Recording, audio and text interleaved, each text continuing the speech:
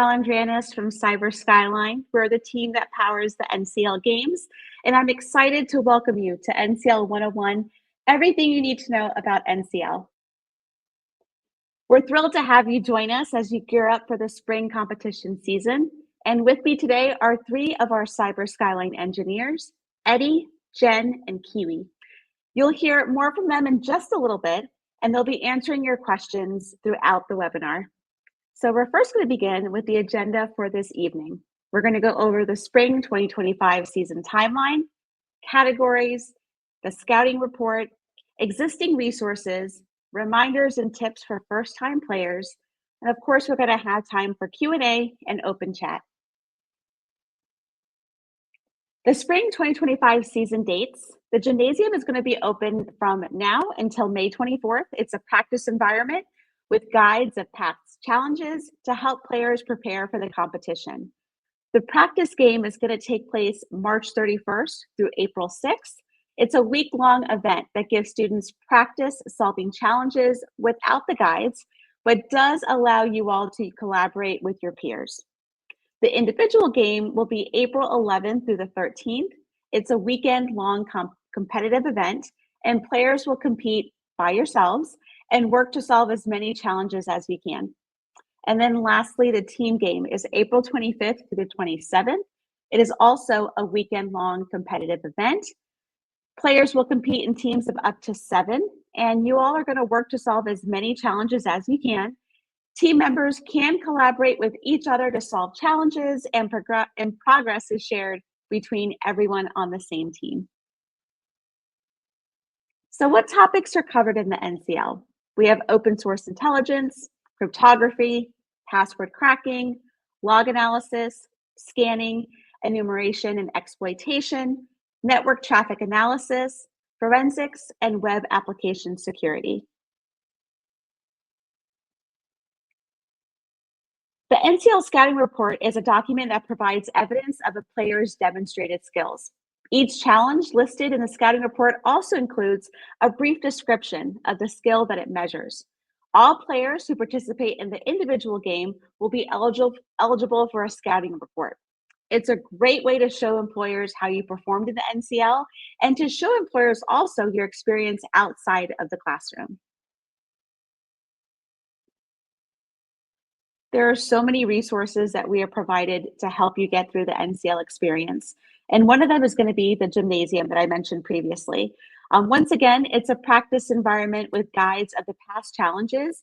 It's a wonderful way for you to get your feet wet with the NCL competition, as well as to get familiar with how the challenges work. The gym is available on the Cyber Skyline platform, and it's available once you have registered for the season. We also have webinars such as the one you're watching right now. You can join these live webinars on StreamYard, or you can visit our YouTube channel to watch past recordings. The webinars will cover information about NCL itself, as well as deep dives into different cybersecurity topics to help you prepare for the games. Another awesome resource is the Trove. These are written guides and tutorials on different cyber topics. And you can find these resources under the NCL, on the NCL website in the links. It's a wonderful way to get easy resources that will help you throughout your NCL journey. All right, so now I'm going to go ahead and pass the stage to Eddie, who is going to do a brief intro and then share his advice for players. And then we're going to go ahead and popcorn through the other members of the team. So Eddie, whenever you're ready, take it away. Awesome. Thank you so much for that introduction, Emily. Welcome to all the students at home and everyone who's joining us to learn about National Cyber League and CTFs in general. And I want to answer one of the most common questions, like right off. It's like, why should I care about CTFs? What's so important about National Cyber League and doing cyber competitions? And I want to go back to the introduction that Emily did when she mentioned the scouting report. The scouting report is amazing.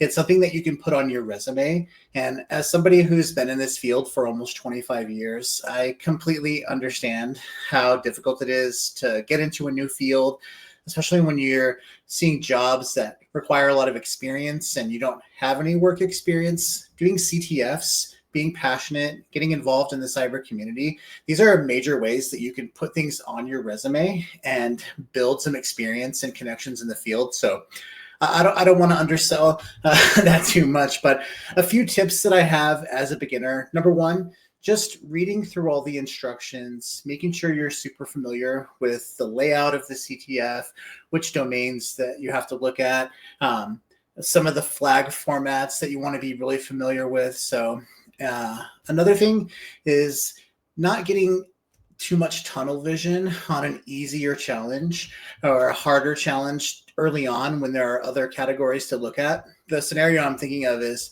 you take a look at a challenge, it's really difficult, it's something that's new for you, and you kind of get stuck and you're kind of tunnel vision when it comes to that challenge.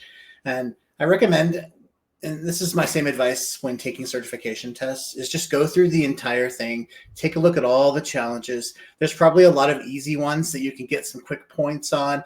If you get stuck on harder ones for too long, then you're kind of leaving other points on the table. So I recommend reading the instructions, go through the complete CTF, make sure you're familiar with what you're looking at. Sometimes a challenge early on you might not know how to do, and later on another challenge might help you solve that. And if you get stuck and not move on after a reasonable amount of time, you can kind of do yourself a disservice there. The last thing I want to talk about before I pass it over to one of my partners, Jen, is to take notes. Now, this is another thing, and I come from the community college world. I used to coach my students in National Cyber League. I feel very privileged and lucky to be able to be part of this team that builds these challenges and hosts these CTFs now. But one thing I always required of my students is to take notes when they do CTFs. I would grade them for this, like many of your teachers probably do. And one of the things I graded them on was their note taking. Not only does this just help you learn how to document and communicate like in a technical way, which will be a major part of your job later on, it also gives you something else that you can put on your resume. You can start a GitHub page, you can start a blog. When you do a CTF, you can document all the challenges that you solved, how you solved them. It's going to give you something that you can show potential employers, show your passion, put it on your resume when you don't have a lot of other job experience. And it also helps you to learn. So when you do another CTF or do another cyber competition and you get a challenge that reminds you of something that you've done before, you have all those notes and resources that you've kept along the way. So just a few long-winded recommendations from me. Jen, how about it's your turn?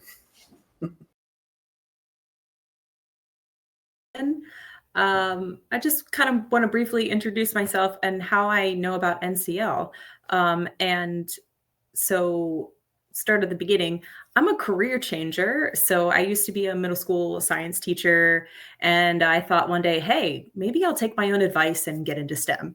So I decided to get an associate's in cybersecurity, and I encountered NCL where I think a lot of you are, which is, through your college or degree programs. Some of you might be in high school. So I really wanted to push myself beyond the classroom, and NCL was a great place to do that. I played about 2 seasons in college. And then after I got my degree, I think I still stayed on for like 1 more season just to kind of practice and keep things sharp. So it was really great experience. So I can really relate to a lot of you that are on this, webinar. Maybe this is your first NCL, and it's kind of overwhelming because you're like, oh my gosh, like, what don't I not know? You have no idea yet. So I want to start out with some advice, and I definitely echo what Eddie said, which is don't stay too long on any one question. It's a typical like, you're taking a standardized test sort of strategy, right? And I think you definitely go about that because you only get a certain amount of time to do the individual and team competition parts, right? So yeah, just keep moving on, kind of pop through what what looks familiar from your classes. And there should be maybe a good portion that you don't know. So I would kind of start that, like totally be okay with not seeing yourself on the top of the ranking. Just kind of look at yourself and be like, wow, yeah, I knew that from my class. Go me. So then the question kind of becomes, after you got all the easy stuff out of the way, well, how do I get to the things that I don't know? They kind of look familiar. Like, what do I do? I think we kind of go back to the gymnasium and kind of focus on some things that you're familiar with, and get better, read more information, kind of go a lot deeper into that one or two topics you think you're a little more comfortable with than the others. And that may be different between how you're coming into NCL. Then when you finally get your feet, get into something new, for me, it was kind of going deep into logs and the networking part at first. And then after maybe the second or third season, I was like, okay, well, I can get the easy password hacking. I can crack some passwords, but I can't do the second or third or the hard yet. So I kind of went deeper into that. And by the third season, I was like, okay, well, I'm on the hard level now. Like, let's go. I can make my own password lists, and what you want to see is yourself progressing through each season, and definitely coming back to push yourself and go further. And that's what's also great about the scouting report, and tracking your progression through time as well. So I know there's a lot of little tips and tricks in there that we can kind of touch on in terms of how to approach that, as well as the teams, which we haven't really got into yet. And we're definitely happy to answer those. But I want to really pass it on to Kiwi, because I know he's got some great experience that he's going to share with all of you. Go for it, Kiwi. Thanks, Jen. So I'm going to start off by telling you guys a little bit about me, which is that I come from the security space. I have worked at places like MITRE and NVIDIA, and we've competed a lot as teams throughout the entirety of my career and throughout the entirety of my school. And there are some things that I've seen that have remained consistent throughout all of it. And it hasn't changed now that I'm here at Skyline and we're running the NCL. The first thing is the art of Googling. In security, the ability to find information quickly and efficiently is one of the most important things you can have. So one of the first things I do whenever I'm faced with a CTF challenge is I put in effort beyond AI just to do research on the task. One of the most effective strategies that I use is Google dorking. And if you don't know what that is, go and do some research on that. Once I'm done with my spiel, I'll send a neat little cheat sheet that SANS Institute made on Google dorking. Don't stop at the first page whenever you're doing this Google research, and look at using specialized AI tools. ChatGPT won't always cut it if you're doing research on attacking specific things. I'm personally a fan of Perplexity and Gemini Flash, and it's really up to you. Also, don't trust LLMs to do all the work for you. You're going to quickly find out they're not as good as people think they are. Effective search pathways as a skill has benefited me more than any other skill I've learned. Because once you know how to do research, once you know how to find information, then you're good. And then the next step is, after you found the information, actually put in the work to learn from it. So look for write-ups. Look for CTF write-ups from different CTFs, or maybe previous NCL write-ups if those exist, that provide insights into different problem-solving approaches. Don't just look at how they got to the answer. Look at the methodology they used at every step. You can really learn new techniques and tools that you might not have considered from doing CTF stuff. And they help you understand the thought process of experienced CTF players. So make it a habit to read write-ups. If you go and compete in other CTFs and then come back to NCL, start doing write-ups for those CTFs and build up your knowledge base. And finally, the last thing I'm going to talk about is leveraging tools. This is more focused on the reverse engineering and binary exploitation side of things, which is where I sit comfortably. Pwn Tools is a really, really great framework. It's an exploit development library, and it lets you interact with remote services. It lets you craft exploits really quickly, and it lets you handle binary data effortlessly. So if you can learn one tool to start out your reverse engineering or binary interaction pathways, start out with Pwn Tools. Once you've used Pwn Tools, go and look into something like Z3 Solver, which is a lot more complicated, but it's a theorem prover, and it takes complex logical challenges, things that you might not be able to reverse engineer by hand or mentally reverse engineer, but you can hand it to a program. It'll break those up into logic formulas, and it'll crack those formulas. It'll find the solution that succeeds. This is really, really useful if you're cracking custom encryption algorithms, if you're solving puzzles with a lot of different variable constraints that are just too complicated to do by hand or even do by code. And it really helps in reverse engineering obfuscated code. So Pwn Tools and Z3 Solver, highly recommend those to start out with, to learn, and make sure to read write-ups and do Googling. And now I'm going to pass it on to Eddie to handle questions. Yes. Let's see here. I have a few questions that have been starred from the chat. So let's start with the first one here. And this is kind of a general admin question. Do you have to compete in the individual game to participate in the team game? That's a good question, right? Jen, do you or Kiwi want to handle this one? I mean, the short answer is yes, right?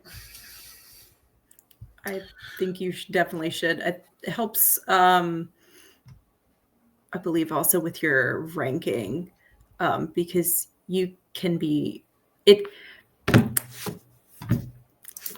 ranked individually and you can be ranked as a team member, right? And obviously playing individually is going to show better up on your scouting report than playing as a team. So yeah, you should definitely play individual game before going into your team game. Yeah, I totally agree. And I enjoy both portions. It looks like, though, technically you don't have to, but it definitely is super helpful. I'm a big fan of the team format, especially when it comes to domains that I'm not really good at. So I like having teammates that complement my skills. But yeah, there's nothing like doing the individual portion and really working hard for those 3 days. It's definitely an interesting experience. All right, let's take a look at the next question here. I guess this is kind of just a general comment, and I guess we can each give our perspectives here. So DeConti is having trouble with password cracking. This is one of those domains where people are usually specialists in this, and they have cracking rigs, and they're all about it. Or it's very frustrating, especially when you're not sure what word list to use, you're not sure what mask to use, right? Kiwi, Jen, do you have any advice? Kiwi, do you want to hit this one first? I know I have my own little thing, but Sure. I'm going to be honest. The best way to really improve your password cracking ability is to look at leaked databases and look at what types of passwords people use, and then learn how to make masks around those required formats, right? If you know that a password format requires this many digits and this many characters, and they have to be in this order, start understanding why and how you'd use masks to narrow down your approach.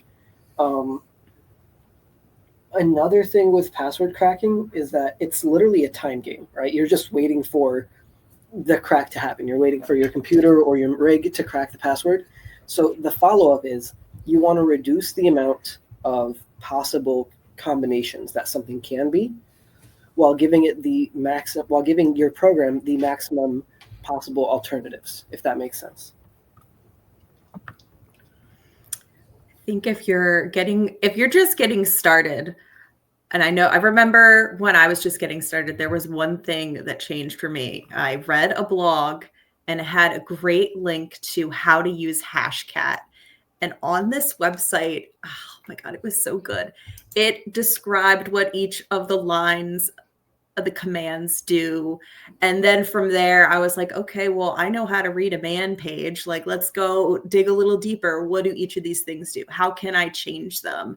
And from there, it really helped me kind of level up my game, just even a little bit, to understand how can I change what command I'm inputting to get a different output. And then yes, from there, it's the waiting game and twiddling my thumbs. And, lately I've kind of been like reviewing some things, and some tools are like very finicky with how you approach them. So even just like reading about the tool itself and looking at someone else's video on like, oh, hey, when you add this word list or this word list, it works. And when you add these two other word lists, it doesn't. Like, that's a pro tip that's going to save you time, but it's going to make you better in the long run. Like, I don't have to reset that now. It's already set up and I'm ready to approach the next password that comes along. Excellent advice. Okay, I'm going to skip down here. I have a question. From Taravat. I have Mac and I've used CyberRange virtual machines to do NS lookup challenges. Answers weren't the same as they were in the demo. This was in the gym, so I could just input the answer, but not sure what to do in the main challenge. Not really sure. Oh, are we skipping down? We had another question just popped up on the screen. Yeah, we can think about that question. Oh, here we go. Okay, it's back. Yeah, let's jump back to that question. Eddie, yeah, I'll let you start it off. No, go for it. Okay, yeah. So the first thing that I would say is go ahead and make a support ticket if you truly believe that there's a discrepancy. And the best thing that you can do is write or tell us the steps that you took to get to that point. Make sure all your tools are updated. That's another big thing. If you're using like an outdated tool or a tool that you compiled yourself, make sure that you compiled it for the right architecture. For Macs, that's like a common issue, which is that Mac has a translation library to run x64 and x32 applications, but it's especially the newer Macs, the M series Silicon, doesn't always perform lower level applications correctly. So make sure that your tools and your hardware and your software all line up, and then make a support ticket and walk us through where you got to. And if there's a discrepancy, we will support you. That's great advice. I'm glad you called that out. Whenever you have any problems with the platform, just drop us a support ticket. Usually we can get to them pretty quickly depending on the issues. So the faster you let us know you have an issue, the faster we can get into it. I just want to say, though, I'm kind of thinking about something that so a lot of you are probably brand new, and that's why you're here, to get our advice. So sometimes when we're answering these questions, it can sound really technical, and it can sound really like beyond where you're at. And I remember when I first started transitioning to cybersecurity and I did my first CTF, it was so frustrating, and it was just so new, and there were just so many things to learn. And I just want you to know that it's okay to be new at something and to not do as well as you want to. And that's how you get better, and that's how we grow. And really, like, if you keep doing it and you don't give up, eventually you'll start becoming more and more familiar with seeing the different challenges. And hey, some like classic cryptography or really like obscure things, some of those you only learn to recognize through experience. And there's just no other way to get that other than kind of like suffering through your first time. So I just want to give everyone who's brand new, that maybe you're apprehensive. I know there's a lot of questions about what I'll just go ahead and segue right into the next question based on that, because I'm sure a lot of you have the same question. What do you need installed on your device to do a CTF? Do you need like a special computer for this? No, I think that I think most of us, if we're running something like VMware or VirtualBox, can get a Kali VM running. It's going to come with most of what you need right out of the box. Most of the challenges that we build assumed you're running a stock Kali instance, right? If you want to get fancy, you can run something like Pip My Kali, which installs a bunch of other fancy things. Once you've done some CTFs and you start learning about Pwn tools and some of the other tools that Jen was talking about, the different password cracking setups, then you'll kind of develop your own virtual machine that will become like your own tool set. Kiwi, do you have anything to add to this? Yeah, absolutely. Eddie, absolutely correct. I agree with you. Start out with a basic Kali or Parrot OS. I personally like Paired OS more, but whichever virtual machine that works for you, right? All that virtual machine is, for those of you who are new, it's going to be a Linux container. It's going to be a Linux system that has a bunch of pre-installed tools on it. Get used to the tools that exist on your machine. Get a comprehension of what you have pre-installed and understand how it all works. Some of the biggest advice that I've given to people who I've coached in doing challenges in CTFs is that your tastes often develop faster than your skills. And you're going to go and seek out like 15 different tools to do one task. When you can take a step back, get really familiar and powerful with one tool, and you can use that to execute a bunch of different tasks. So if you find yourself going and recompiling or compiling a new program for every single challenge, think about taking a step back and figuring out if you can solve that challenge with a tool you've already used before or a tool you're familiar with. And then the other thing is, like I said, look up write-ups. Go Google write-ups and see what tools they're using and see how they're using those tools, right?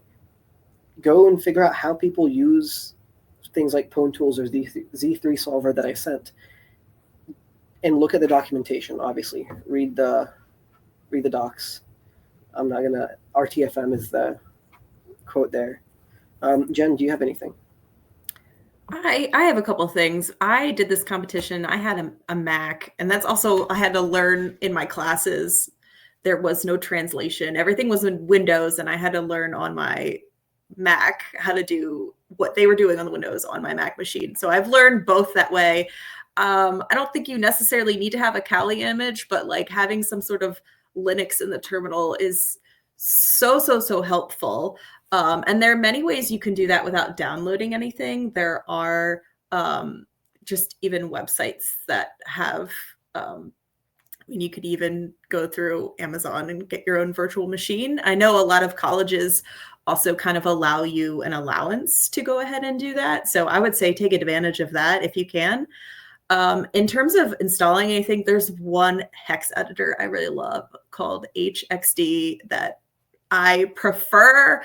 That is a preference, but I think having a hex editor already installed on your computer would be really helpful, because not like a Windows machine doesn't natively have that on there. So if you have a PC, like I would probably get one of those at minimum. Great advice. I want to take a look at Taha's question here. Any tips and trips for network traffic analysis or log analysis? I'll be honest. These are not my favorite domains. Like especially log analysis. Jen, how do you feel about traffic analysis or log analysis? You seem like you seem like you'd be into it. Oh yeah, I'm really into it. I think knowing some query tips is really helpful. Anything you can enter in that search bar that's going to make it easy to search through.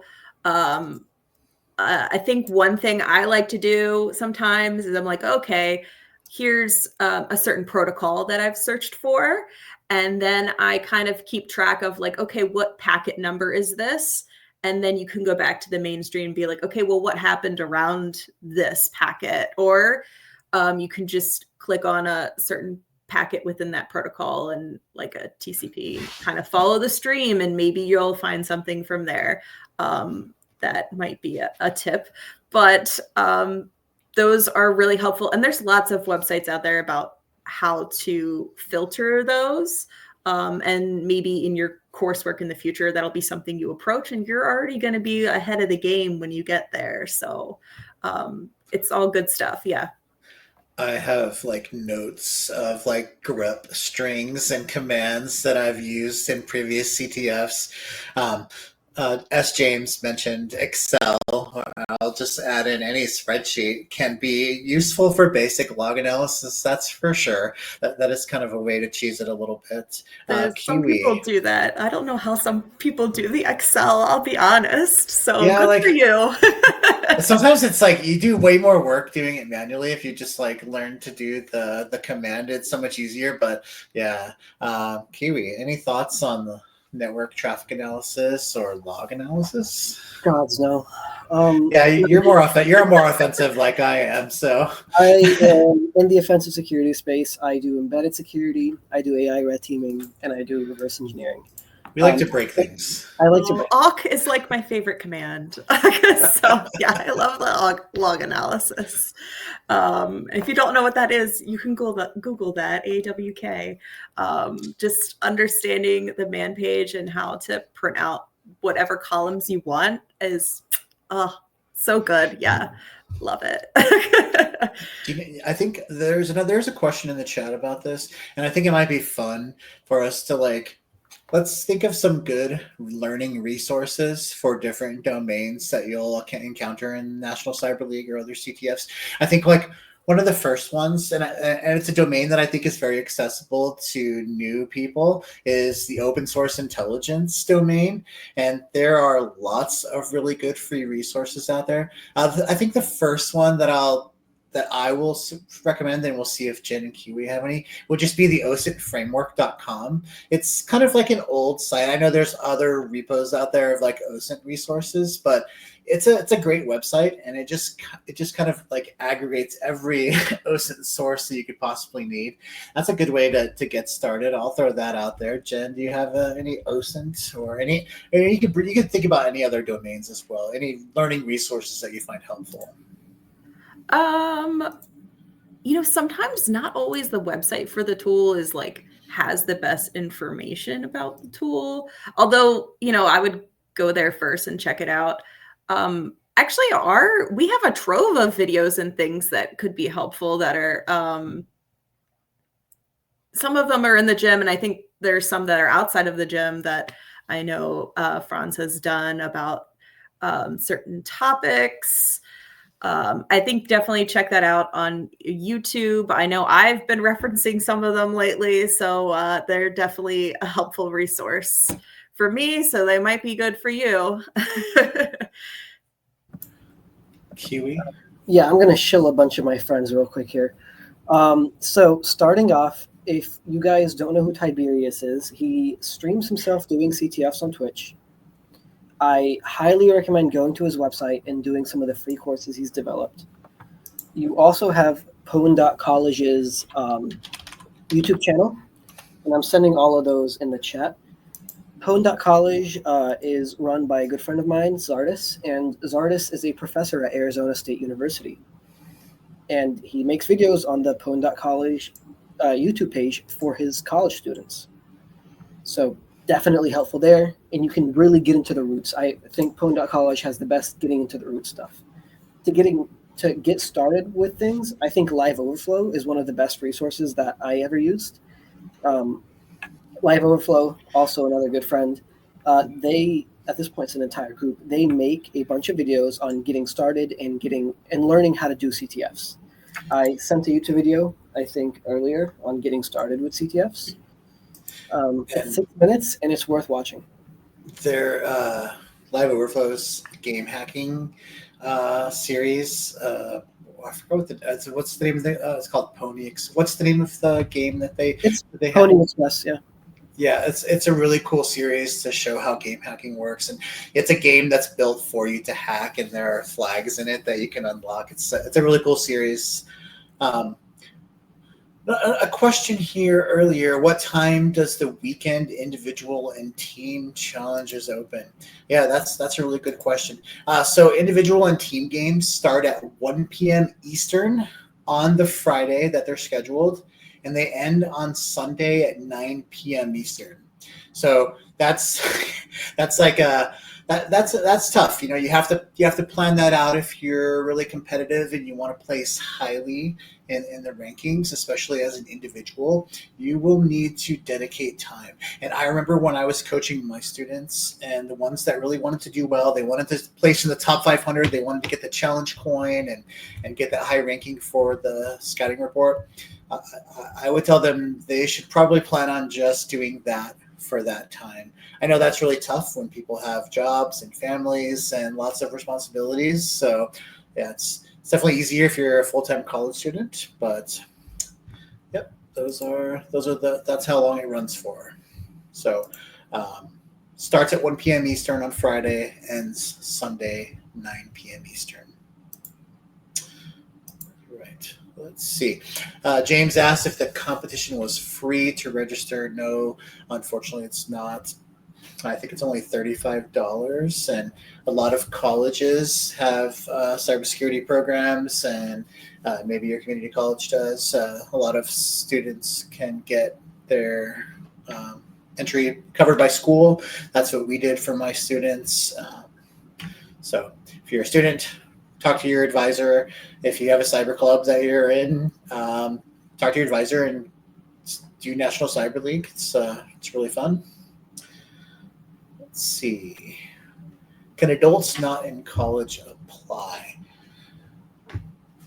Jen or Kiwi, do you remember the rule? I know that once you graduate, you can still play for I think a year, as long as you're not working in the cyber field yet. Is that what you remember? Yes, after your degree program is ended. Yeah. Yeah, if you're, not in a program, I don't think there's really a way to do the NCL, but there are different things on our platform, and there are kind of other cyber competitions that are out there / we do put on. So if let's say you're out of college and you're in the workforce, we do have a corporate product where you can host a cyber competition locally for your company. We also have Lab Kit, which can be used for high school, middle school, community college, university. So there are multiple ways to do it. And yeah, like Jen said, go on a website like ctftime.org, look for a cyber competition that's going on. Join that website, form a team with some of your friends, and I would say a lot of CTFs are free to participate in for the most part. So yeah, lots of really, really great ways to get into it. Mike is asking what is on my whiteboard. This is called the Caesar cipher. It's what's known as a substitution cipher. So I know you can solve it. Just think that the algorithm that's encrypting my clear text is +1. So the original clear text is a letter. If you shift it by 1, that's my algorithm. So go ahead and try to solve that. Actually, some people already solved it in the chat earlier, but look up Caesar ciphers. If you type that in, go on a tool like CyberChef, which is a really great resource that we should recommend. And little code there. I will say, make sure you are using the github.io version of CyberChef. It'll say at the top, if you're using the old one, it'll say 3 years since last build. You don't want to use that one. You want to use the one that says like 3 or 2 months since last build. There's 2 versions. It's really confusing. The more recent one has a lot of really neat features. The magic option is a lot faster, so make sure you're doing that. For sure. Okay, let's see. Questions. Okay, we kind of talked about some learning resources here. Where can we get the game code? So yeah, if you register yourself, then that will get provided to you after you register. If your school registers, then your instructor or your advisor will provide that to you, get you all set up and registered. Jeremy asks, so what happens after each round of the game? Are there tasks for coaches to perform? These are great questions. So there is technically there's like a preseason where you're kind of going through and looking at the gymnasium and getting familiar with the platform. The individual game, that's 3 days. After that, there's really not much that needs to happen. I mean, your advisor is there to help you and get you prepared, but they really can't help out too much at all, really, with the challenges. So you're kind of on your own for that time. Then it's just kind of waiting until the team game starts. And that's the fun part for me, especially because you can collaborate with other people that are on your team and help each other out. So now the coaches, their role is to make sure that you get registered, make sure you have support at school, make sure you have all the resources that you need to prepare, and then just make sure you're good to go for the competition. And really, that's really your time to shine, and you're kind of on your own for that. So, all right. The prizes question that Jeremy asked, if there's any awards, what are they? Jen or Kiwi, do you want to talk about those? I'm very long-winded, so you have to tell me to shut up occasionally. So absolutely. For our top 500 competitors that win, they get a coin, I believe, a challenge coin, and I think Ashley posted a sneak peek of that in the Discord. The top 3 individuals in both standard and experience also get a trophy on top of that. And the top 5 teams in individual and experience also get a trophy. I'm not sure if that trophy is one per person for the teams or one for the group. If you're really interested and curious, feel free to shoot an email and we'll answer that for you. One per team. It's one per team. So you're all going to have to figure out who's going to share it when you all get to top number 1 team. All right, Kalukiki. Sorry if I butcher your name. I'm trying. As a newbie, and they're asking what if they have to download a VM. So I'll say that you technically do not have to download a Kali or Parrot VM. There are quite a few challenges that you can do without any special tooling or special operating systems. There are some challenges that we build that have a terminal that's on the platform that allows you to interact with the challenges and run commands there in the browser. But that only goes so far. I would say if you don't have a VM and you can't use Linux to run tools, you're probably, I don't know, what do you guys think? Maybe half of the challenges they'd be able to do? I think there's ways you can go around it. I just think that's tough. Yeah, it'll just be different experience for you. But like you said, you really don't need to. You don't even need to download Wireshark. There was somebody who commented Wireshark. We even have our own little Wireshark desk on the platform that you can use, so you don't even have to have that on your own computer. Exactly. Jennifer asks if you have to be there for all 3 days. Is it that strict? That really depends on you and how deep you want to get into it. And also, if you're being graded as part of a school assignment, then that's also really important. And each instructor does their grading differently. Personally, when I was a teacher, I would go through and count up the point value of all of the easy level questions. And that was your goal as my student. If you could get that many points, then you got 100%. If you got more, then I would give you extra credit. That's just how I did it. So if you were taking my class and it was just important for you to get a good grade, you probably wouldn't have to be there all 3 days. But if you're somebody who really enjoys the competition, you want to score really highly, you want to be competitive, I would say you have to be there for the whole time, and it's a big ask, but it just depends on how deep you want. Jen was a very high level athlete, and that took a lot of training and a lot of sacrifice, right? Like if you would just want to be casual. I was first one on the field and the last one to leave. So yes, but I would still recommend like getting sleep and eating food. So if you're really planning to, go the distance here, you have to fuel up and prepare just like you're training for a actual physical sport. So keep in mind that your bodily needs are at the top as well. Okay. Yeah, I'm going to remind everyone of the 3-2-1 rule. You'll see this at conferences, especially if you go to security conferences. At least 3 hours of sleep a day, 2 meals a day, and 1 shower a day. Please trust me. You will thank yourself. The people around you who have to smell you will thank you. I promise it is worth it. And to be honest, if you need more sleep to be effective, then take the additional sleep. Your health is not worth like a coin or a trophy. I'm going to be honest with you. Great advice. Let's see. We answered the question about what happens after each round. Alexandra, I'm new at cybersecurity, got into tech by learning to code. Are the skills to focus on the benefit from coding skills? Kiwi, please take this one. I think you can't really succeed in cybersecurity all the way unless you know to some degree how to code. That is my personal opinion.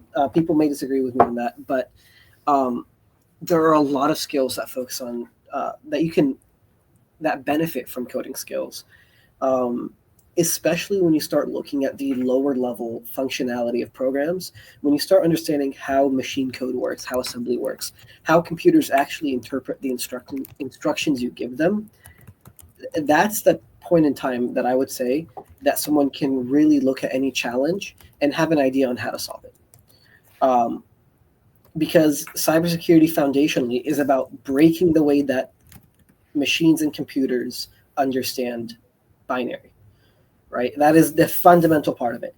And you can extrapolate that binary to assembly or C or Python or whatever like individual layers you want to add on top of that. But understanding fundamentally how the stack works, how the heap works, et cetera, those are really important skills that will benefit you whether you're going into software or security or both. Yeah. I mean, I come from an IT background. I've been in the tech field for almost 25 years, and geez, I wish I had focused on learning developments like early on in my career. And look, I understand like the perspective that a lot of people have. There are plenty of jobs in cybersecurity that do not require you to code, so you do not have to learn to code. But like Kiwi said, it's like a major superpower to have. Yeah. No, not R. I would say Python if we start. Yeah.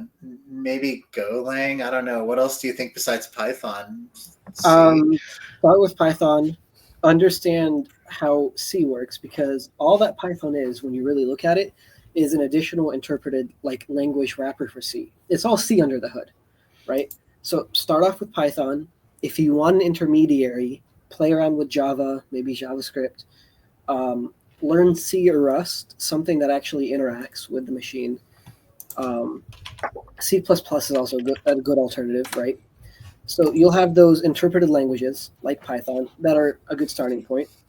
Then you go on to the more moderately hard in-between languages like Java and Go. Pick one of those. And then go to C, Rust, or C++. And I think if you have one from each of those categories, you'll be set for the next 50 years. I'm pretty confident about that. C's been around since 1980 something, and it's still used in a lot of things. And I'll just give you some personal advice. If you're using ChatGPT or other LLMs to learn coding or to help you with challenges, it's really helpful for you to, and those tools can do a really good job at helping you, but just make sure you have them explain to you what's going on. So if you're going to use AI to code and to help you with challenges, then just take a few moments to have the LLM explain to you what each of the lines mean in the code. So you're not just relying on the tool completely, you're using it to learn, and then that's enabling you to do your own stuff later on. Okay. Let's see here. Do we have to reveal answer tokens by answers with our scores in the practice? I'm not sure what, maybe you could clarify in the chat what you mean by that.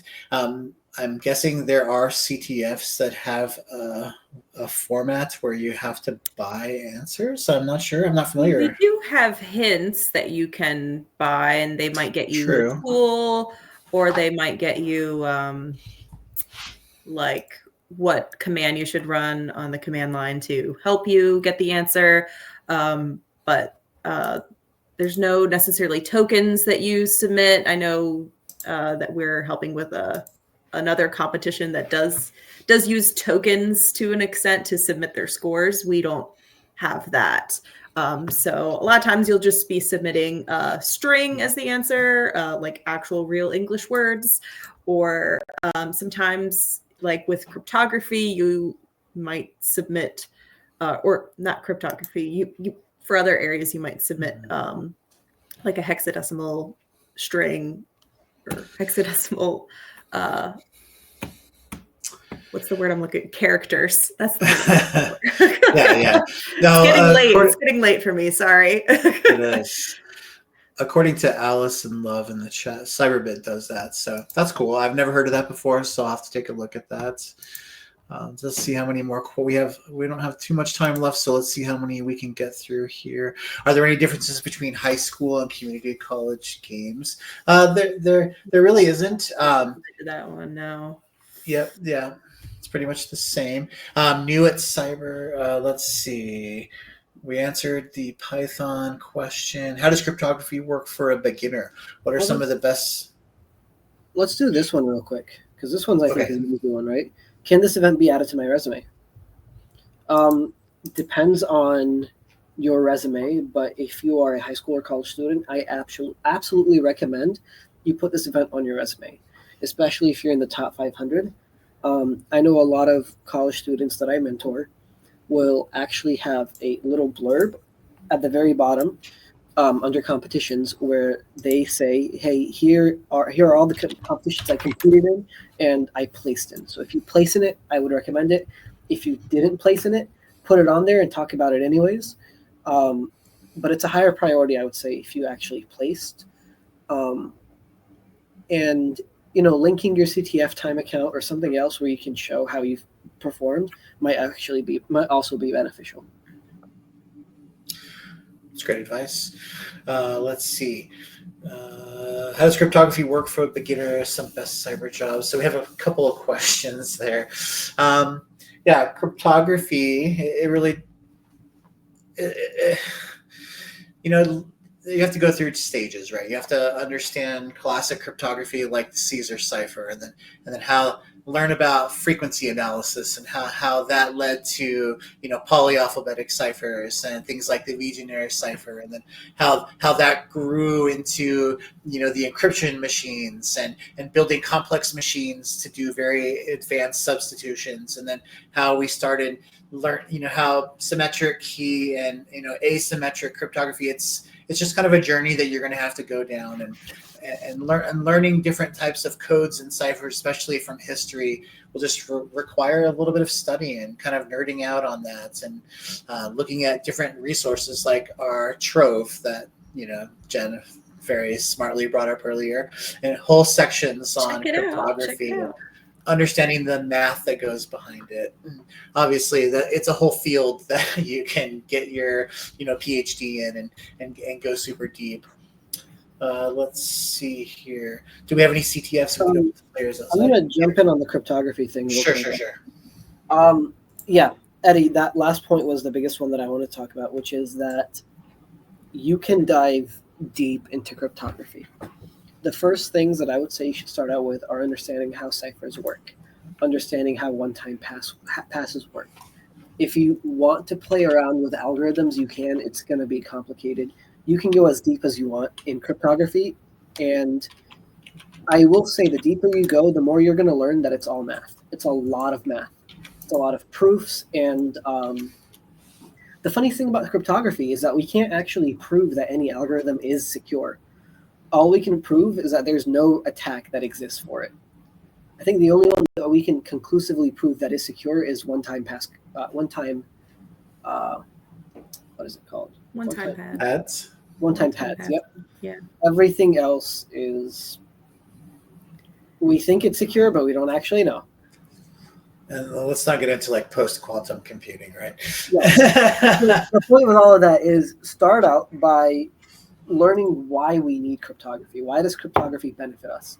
And then do some Googling, do some YouTube searching on that, and then understand what cryptography exists in your daily life. Okay, we're using 18 different versions of cryptography just by talking right now on this call. Yeah. Figure out we how. do have some other questions we need to get to because we Sorry, are Kiwi. running out of time. Which one are Okay, we going so for next, Eddie? I just want to say we only offer our competitions to US and Canada currently. So no, there isn't anything outside of that currently. Also want to encourage everyone to join our Discord community. It's a very awesome place to meet other people that are getting into cybersecurity just like you, places to talk about CTFs and to talk about cybersecurity, network with other people, especially other students. And these are going to be friends that you'll make and take with you throughout your career. So join our Discord. I'm pretty sure the link is in the chat. Yes, Ashley has posted that. Jen, is there any other questions that you want to tackle here at the end? There is one question. So, will we see the same challenges or will they be different as last fall? They will be 100% different in terms of different questions, but there will be similar skills. So there will still be password cracking, and some of those are going to be rock you passwords because it's going to spell it out in the question. So that will be there, but they will be completely different. So they will not be the same. We did not cover that, so you're good. And anything else we need to cover outside of that? I don't think so. I think we've covered most of the questions that got starred for us to see. I think it might be a good time I guess we'll wrap up. I'll say thank you for tuning in and listening to our advice. Feel free to connect with me at least on LinkedIn. And, if you join the Discord server, feel free to ping me if you have questions. I'm trying to be pretty available. Jen and Kiwi, do you want to say anything before we pass it back to Em? I'll say that I am getting more and more present in the Discord. So if you want to at me, or even make a message request and shoot me questions about improvement or performing in this field or anything like that, I'm always willing and able to mentor people. If you have questions about challenges, go through the proper channels first. Otherwise, I'm not going to respond until you've done that. Yeah, I would just say good luck and just make sure that you are doing what's best for you. There's something in running. I run a lot and I always say to myself, I'm here to run my own race. And that's what this is about. You aren't really, if you're starting out, you're not really competing with anybody else. It's just yourself that you're focused on and how you operate. All right. Thank you so much, Emily. Thank you. And take it over.